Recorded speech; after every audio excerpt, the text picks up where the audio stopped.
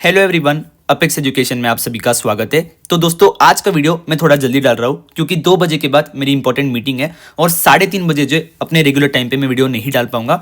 तो कल के दिन मार्केट की जो ओपनिंग कैसे हो सकती है, गैप अप हो गया, गैप डाउन, दिन भर इंट्राडे बेसिस पे मोमेंटम कैसा रह सकता है, आज अचानक से ऐसा क्या हो गया मार्केट में जिसकी वजह से इतनी ज्यादा वोलेटिलिटी देखने को मिल रही है, लेटेस्ट अपडेट और न्यूज क्या चल रहा है, इन सभी टॉपिक्स के बारे में इस वीडियो में बताने वाला हूं। सो वीडियो को एंड तक आप सभी को देखना है। एंड वीडियो शुरू करने से पहले आप सभी से बस इतना ही रिक्वेस्ट है कि हमारे वीडियोस का मोर देन 90% से भी ज्यादा एड और मेंबरशिप रेवेन्यू जो है जरूरतमंद लोगों की डोनेशन में जाता है। सो मेरे वीडियोस को लाइक और शेयर करके इनडायरेक्टली आप लोग एक बहुत बड़ी चैरिटी का काम कर रहे हो। इस वीडियो का लाइक एम सिर्फ 200 लाइक्स रखते हैं तो उम्मीद है कि आप सभी से पूरा जरूर कर दोगे ताकि किसी जरूरतमंद की मदद हो जाए एंड आपको जो है डेली बेसिस पे एक बढ़िया नॉलेज मिलता रहे। और साथ ही में हमारा FNO मास्टर ट्रेडिंग कोर्स में हर एक व्यूअर और हर एक ट्रेडर को जो है हाईली रिकमेंड करूंगा ज्वाइन करने के लिए, क्योंकि इसमें बेसिक से लेके एडवांस तक मैंने सारी लर्निंग तो दी ही है, बट उसके साथ साथ price action, liquidity, option chain, technical analysis और डाटा रीडिंग, इस पे डेली एजुकेशन देते रहता हूं मैं,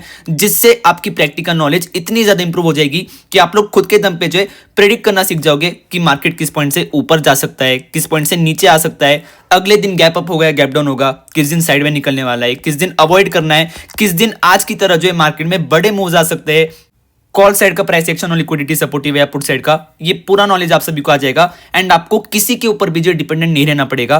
पिछले 3 महीने में ऑलमोस्ट 1800 से भी ज्यादा लोग जो है हमारे कोर्स को ज्वाइन करके एक अच्छी खासी नॉलेज गेन कर चुके हैं। तो अगर आप लोग भी ज्वाइन करके कुछ सीखना चाहते हो, लंबे समय तक बने रहना चाहते हो एंड अपनी स्किल्स को इंप्रूव करना चाहते हो, किसी के ऊपर डिपेंडेंट नहीं रहना चाहते हो, तो मुझे व्हाट्सएप पे कांटेक्ट कर सकते हो। मेरा व्हाट्सएप नंबर आप सभी के स्क्रीन पे डिस्प्ले हो रहा है और व्हाट्सएप लिंक जो है आप सभी को वीडियो के डिस्क्रिप्शन में मिल जाएगा।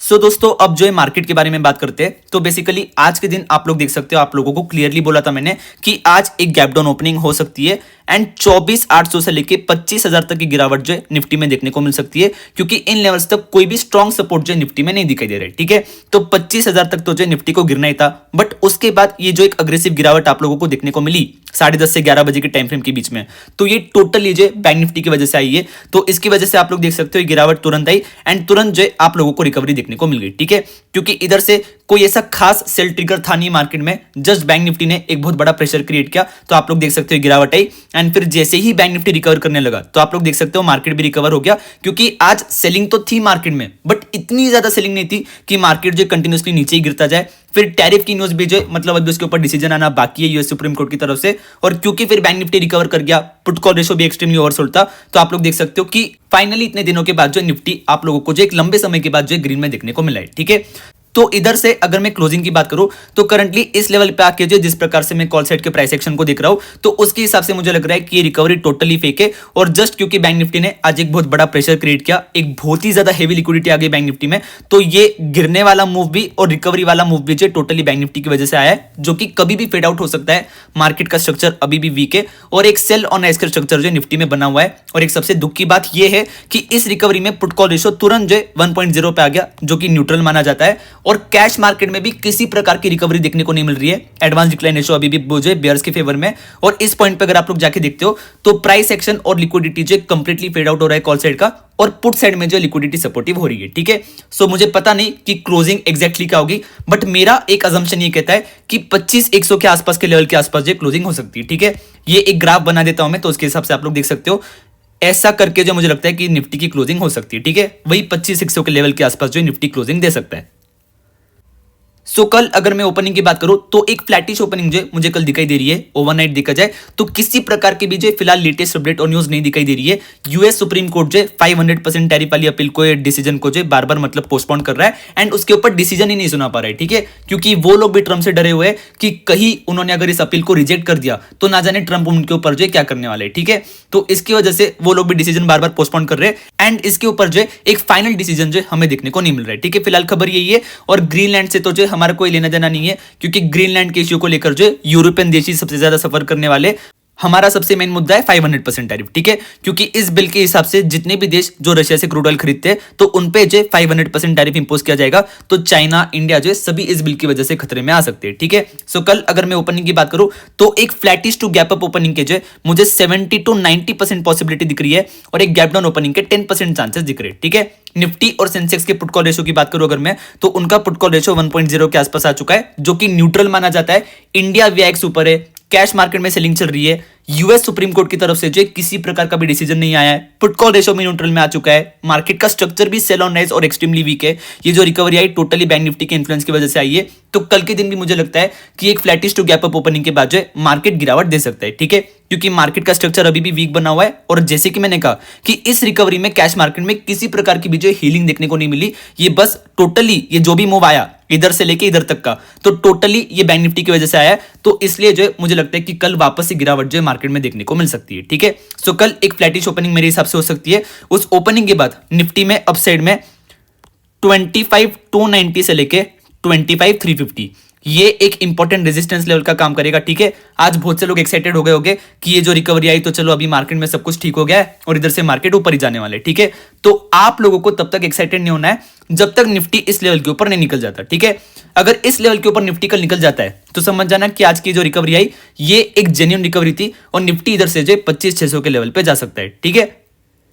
बट कल के दिन अगर आपको दिख रहा है कि निफ्टी जो इन लेवल्स के ऊपर जा ही नहीं पा रहा है, बार बार इन लेवल से रिजेक्शन ले रहा है, आज की भी इंट्राडे सेशन में अगर आप देखते हो तो बार बार इन लेवल्स पे रिजेक्शन ले रहा है और जैसे ही इन लेवल्स के आसपास आ रहा है तो बार बार जो मतलब पुट साइड की लिक्विडिटी बढ़ रही है और कॉल साइड का जो प्राइस एक्शन फेड आउट हो रहा है, ठीक है। तो समझ जाना कि निफ्टी का स्ट्रक्चर अभी भी सेल ऑन राइज वीक बना हुआ है एंड पुट साइड का जो रिस्क रिवॉर्ड रेशियो काफी ज्यादा फेवरेबल है, ठीक है। एंड डाउन साइड में अगर मैं सपोर्ट की बात करूं तो इधर से 24,980 से लेके 25,050 तक जो है किसी प्रकार का भी जो एक सपोर्ट लेवल आप लोगों को देखने को नहीं मिलेगा। तो कल फ्लैटिश ओपनिंग के बाद अगर इस लेवल से जो निफ्टी बार बार रिजेक्शन लेता है, पुट कॉल रेशो भी जो है न्यूट्रल जोन में बना हुआ रहता है, कैश मार्केट में भी सेलिंग चलती है, बैंक निफ्टी भी नेगेटिव रहता है, तो 200-300 पॉइंट की वापस गिरावट जो है कल आप लोगों को निफ्टी में देखने को मिल सकती है, ठीक है। एंड बाकी ओवरऑल सेंटीमेंट भी जो है नेगेटिव है, कोई भी पॉजिटिव न्यूज फिलहाल नहीं आई है। यूएस सुप्रीम कोर्ट भी अपना डिसीजन बार बार जो है पोस्टपोन कर रहा है, तो फिलहाल मार्केट का स्ट्रक्चर वीक और नेगेटिव बना हुआ है। ये जो रिकवरी आई आज मार्केट में टोटली थोड़ा बहुत मैनिपुलेशन और थोड़ा बहुत बैंक निफ्टी का इन्फ्लुएंस है, जिसमें मुझे लगता है कि फंसना नहीं चाहिए। अभी भी मार्केट का स्ट्रक्चर सेल ऑन राइज है, मार्केट वीक बेयरिश बना हुआ है और अभी भी जो है हमारा मार्केट बेयर्स के फेवर में बना हुआ है। आ जाते हैं हमारे सेंसेक्स के ऊपर। तो अगर मैं सेंसेक्स की बात करूं तो इसकी क्लोजिंग भी मुझे लगता है कि ऐसे जो है मतलब इस प्रकार के पैटर्न के साथ जो क्लोजिंग देखने को मिल सकती है। 81,900 से लेके 82,000 इन लेवल्स के आसपास मुझे लगता है कि सेंसेक्स क्लोजिंग दे सकता है, ठीक है। ओपनिंग की अगर मैं बात करूं तो सेंसेक्स में कल एक फ्लैटिश ओपनिंग आप लोगों को देखने को मिल सकती है। बस इतनी सी ही रिकवरी में जो पुट कॉल रेशो 1.05 के आसपास आ चुका है। एंड ओवरऑल देखा जाए तो इस रिकवरी में जो कैश मार्केट में किसी प्रकार की भी जो रिकवरी या बाइंग देखने को नहीं मिली, ठीक है। तो ये टोटली एक फेक रिकवरी है और ये जो भी इन्फ्लुएंस जो भी ये मोमेंटम आया टोटली बैंक निफ्टी की वजह से आया है, ठीक है। सो सेंसेक्स की अगर मैं बात करूं तो सेंसेक्स भी जब तक जो 82,490 से लेके 82,550 ये कल के लिए एक इंपॉर्टेंट रेजिस्टेंस का काम करेगा। तो जब तक इस लेवल के ऊपर सेंसेक्स नहीं चले जाता तो तब तक समझना कि आज ये जो रिकवरी आई मार्केट में ये एक फेक रिकवरी थी एंड टोटली जो बैंक निफ्टी की वजह से आई है, ठीक है। और इधर से सिर्फ एक ही सपोर्ट लेवल है, वो है 81,880 का। जैसे ही ये सपोर्ट लेवल टूटता है तो सेंसेक्स में आपको एक बड़ी गिरावट और एक्सट्रीम फॉल जो देखने को मिल सकता है। आप लोग देख सकते हो कि इधर भी वैसे ही हुआ, 81,880 से जो सेंसेक्स बार बार सपोर्ट ले रहा था, फिर जैसे ही बैंक निफ्टी ने प्रेशर डाला तो तुरंत जो सेंसेक्स 600 पॉइंट गिर गया, ठीक है। सो कल के दिन एक flattish to gap up opening हो सकती है। उस ओपनिंग के बाद अगर आपको दिखे कि इधर से जो सेंसेक्स बार बार रिजेक्शन ले रहा है, बार बार इन लेवल्स को तोड़ रहा है, पुट कॉल रेशो न्यूट्रल में बना है, कैश मार्केट में सेलिंग चल रही है, बैंक निफ्टी भी नेगेटिव है, तो समझ जाना कि आज की रिकवरी फेक थी एंड वापस से कल 400, 500, 600 पॉइंट की गिरावट जो है सेंसेक्स में देखने को मिल सकती है, ठीक है। सो निफ्टी और सेंसेक्स दोनों पे मेरा पर्सनल पॉइंट ऑफ व्यू और प्रेडिक्शन क्या है मैं बता चुका हूं। बाकी मेरे लेवल्स और एनालिसिस तभी काम करेगा अगर आपको खुद भी एनालिसिस करना आता है, जैसे कि प्राइस एक्शन और लिक्विडिटी क्या चल रही है, पुट कॉल रेशो क्या बोल रहा है, इंडिया वीएक्स क्या कर रहा है, कैश मार्केट में क्या चल रहा है, बैंक निफ्टी जो किस पॉइंट से इन्फ्लुएंस कर रहा है। तो ये सब नॉलेज अगर आपको है तब जाके ही मेरा एनालिसिस काम करेगा, ठीक है। सो कल मार्केट को लेकर मेरा पर्सनल पॉइंट ऑफ व्यू क्या है मैं बता चुका हूं। बाकी किसी प्रकार की भी इन्वेस्टमेंट ट्रेडिंग एडवाइजरी या बाइंग सेलिंग टिप मैंने इस वीडियो में नहीं दी है और ना ही किसी को एनकरेज किया है कि मेरे व्यू या प्रेडिक्शन पे बेस्ड आप लोग ट्रेड इन्वेस्ट करें। जितनी भी बातें मैंने बताई है, जितना भी नॉलेज शेयर किया है, स्ट्रिक्टली फॉर एजुकेशनल पर्पज है।